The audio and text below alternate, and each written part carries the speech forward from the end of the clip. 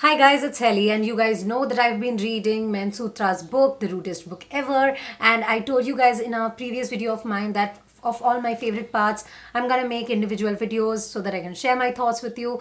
And this part that I liked a lot is chapter 10.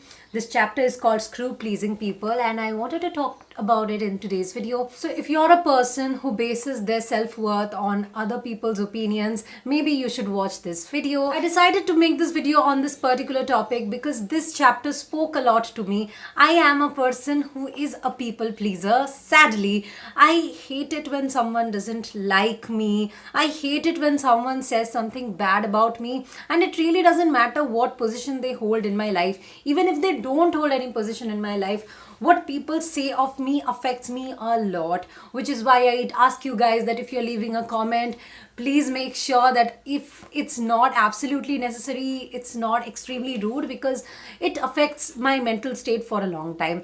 And recently I have been encountering some of that in my personal life as well, which has been extremely hard.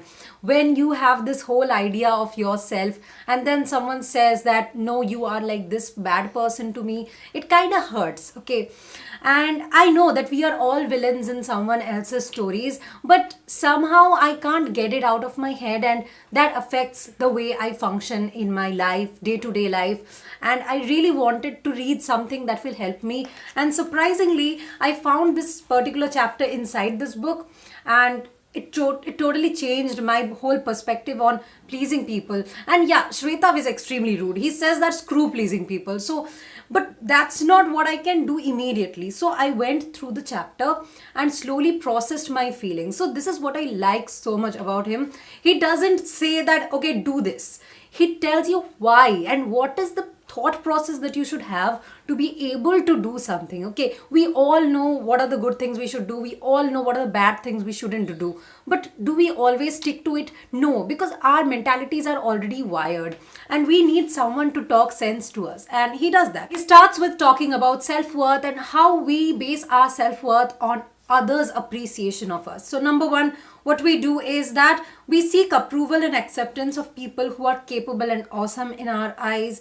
Number two, we assume a sense of superiority over others, and that's how we guide our self-worth. But this is extremely toxic because it kind of involves showing off. This is not something I have in myself, I would say.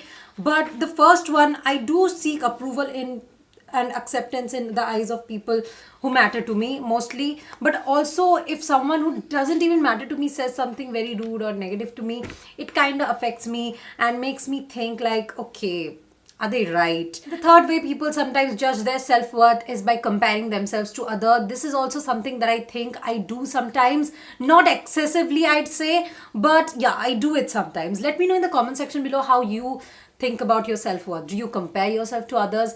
Do you look for acceptance in others' eyes, or do you show off? Gentle reminder that we are all humans and we are all allowed to make mistakes. So yeah, let's talk about this in the comments below. Now comes the best part, which I have underlined a lot from my copy is a mess. I don't usually underline books, by the way, but when I read something that is extremely influential, I have to break my own rules. So these are the parts that I've underlined and I'd read them out to you. So he asks in bold, do you care what others think about you? Let's think about this. You care so much about what others think about you because you are working under the assumption that people care about you just as much as you do about them. And, well, my friend, welcome to reality, they don't. This part hit me so much because the people whose words were affecting me, I don't think that they have even spent more than 5 seconds thinking about me in the whole day. Okay, and here I am spending 5 days thinking about why they think these things about me. And wow, that kind of hit somewhere. So I'm caring about the people's opinions who don't even matter in my life. When you think about it this way, just think about the last time not pleasing someone affected you, and think about how much does that person think of you. Most of the times they are pretty irrelevant people even in our lives, and that was kind of eye-opening, I'd say. By the way, he also mentions that nobody cares unless they have a personal motive to care. So it's not like no one cares about you, okay? But when you are taking judgment of people and being screwed over because you can't please people, just think once if they really matter to you. And that has helped me a lot in coping up with my negative thoughts that were bothering me for almost a week now. And then he goes on to give me one more realization: these people who I want to be liked by, and they probably don't even think about me, and there are people who want me to like them and I don't really think about them too. And this kind of a cycle kind of goes on, right? There are people in your life too who probably want to be noticed by you, but you don't think about them. Similarly, these people who you are thinking about, who you are being affected by, it's the same for them. So this kind of cycle, I'd never thought about it this way, honestly. So yeah, it's pretty good. This chapter basically dealt with the problem, and the problem is this fact that we are basing our self-worth of the appreciation or acceptance of others, and that is the root of all the problem. The solution to this problem actually lies in the next and the coming few chapters.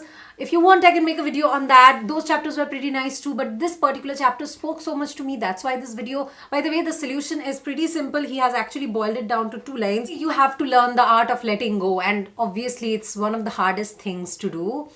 Number 1, you can't please everyone. Number 2, you can't control everyone. Every time you feel affected, you're probably thinking about being in control, or you're thinking about pleasing someone. Mostly for me, it's being in control, and when I'm not in control of pleasing someone and I'm seeing that they are forming an opinion of me that I don't want, and then I'm seeing that this is, oh my god, this is getting out of control again. It's an endless cycle. So Shwetabh is very good at simplifying things and pointing them to your eyes right before you. There's absolutely no beating about the bush in this book, the Rudest Book Ever. So if you want to buy this book, the link to buy this book will be in the description below. I'll be back with another video next week. I hope you guys like this candid sort of a videos. Again, I made this video just a little bit after I read this chapter, so I hope that you like it. I don't really prepare for this type of videos because I want my thoughts to come unfiltered to you as I read them. And you guys have told me that you like these kind of videos. If there are other non-fiction books, by the way, that you want me to make videos about, let me know in the comment section below. I'll be back with another video next week. Till then, bye bye.